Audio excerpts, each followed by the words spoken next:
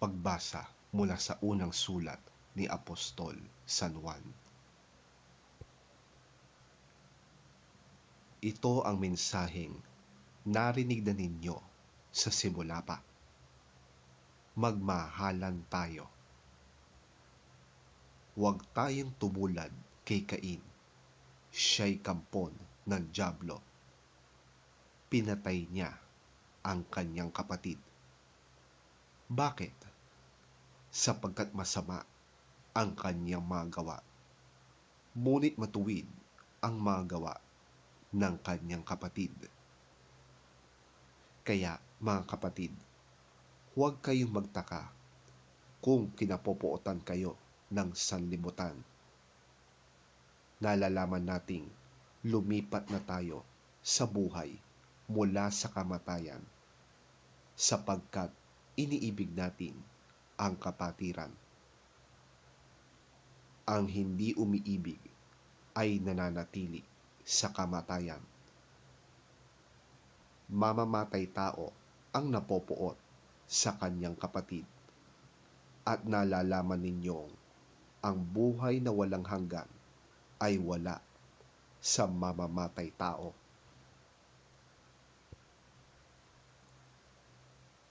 Dito natin nakikilala ang tunay na pag-ibig.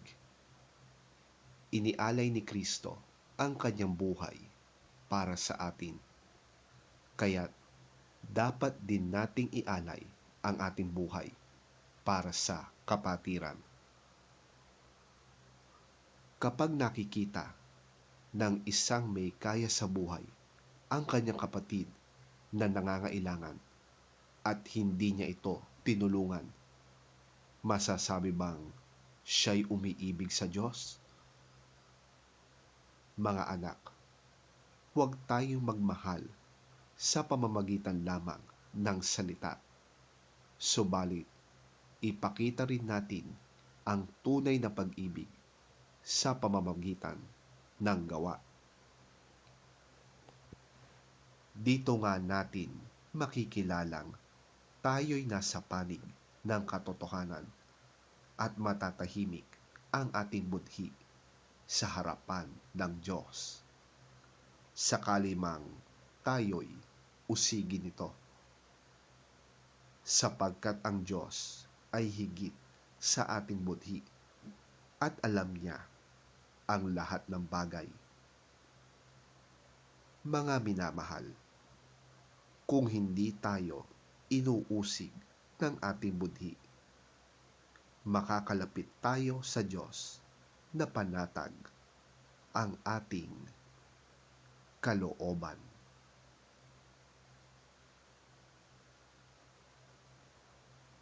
Ang salita ng Diyos.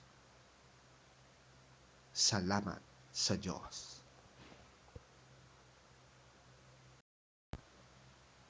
Ang mabuting balita ng Panginoon ayon kay San Juan. Papuri sa iyo, Panginoon. Kinabukasan, minabuti ni Jesus na pumunta sa Galilea. Nakita niya roon si Felipe at sinabi ni Jesus sa kanya, "Sumunod ka at maglingkod sa akin." Si Felipe ay taga Betsaida, tulad nila Andres at Pedro. Nakita ni Felipe si Nathaniel at sinabi niya dito, "Natagpuan na namin ang tinutukoy ni Moises sa kanyang isinulat sa aklat ng kautusan at gayon din ng mga propeta.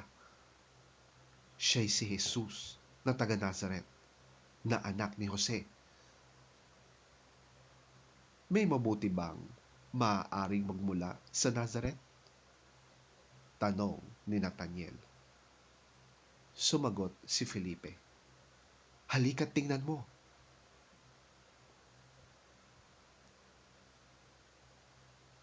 Nang malapit na si Nathaniel, ay sinabi ni Jesus, "Masdan ninyo ang isang tunay na Israelita. Wala siyang anumang pagkukunwari." Tinanong siya ni Nathanael, "Paano ninyo ako nakilala?" Sumagot si Jesus, "Bago ka patawagin ni Felipe, nakita na kita nang ikaw ay nasa ilalim ng puno ng igos." Sumagot si Nathanael, "Guro, kayo nga po ang anak ng Diyos. Kayo ang hari ng Israel." Sinabi ni Jesus, "Sumampalataya ka ba dahil sa sinabi ko sa iyong nakita kita sa ilalim ng puno ng igos? Higit pa riyan ang masasaksihan mo." At sinabi niya sa kanya, "Pakatandaan mo, makikita ninyong bukas ang langit at ang mga anghel ng Diyos ay manhikmanaog sa kinaroroonan ng anak ng tao."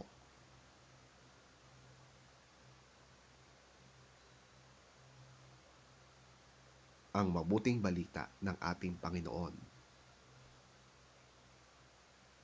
Pinupuri ka namin, Panginoong Hesukristo.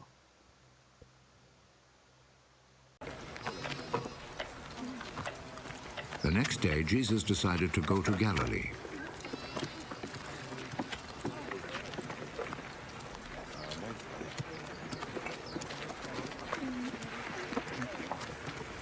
He found Philip.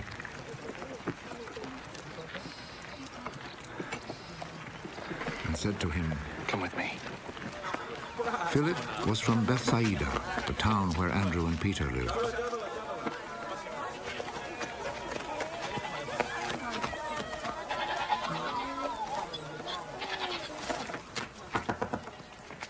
Philip found Nathanael.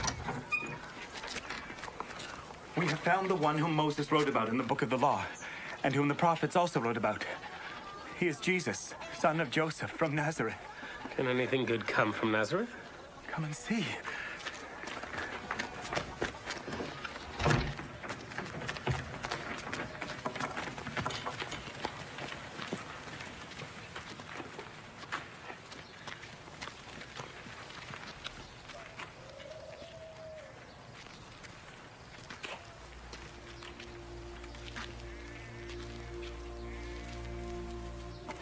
When Jesus saw Nathanael coming to him, he said about him, "Here is a real Israelite." There is nothing false in him. How do you know me? I saw you when you were under the fig tree before Philip called you.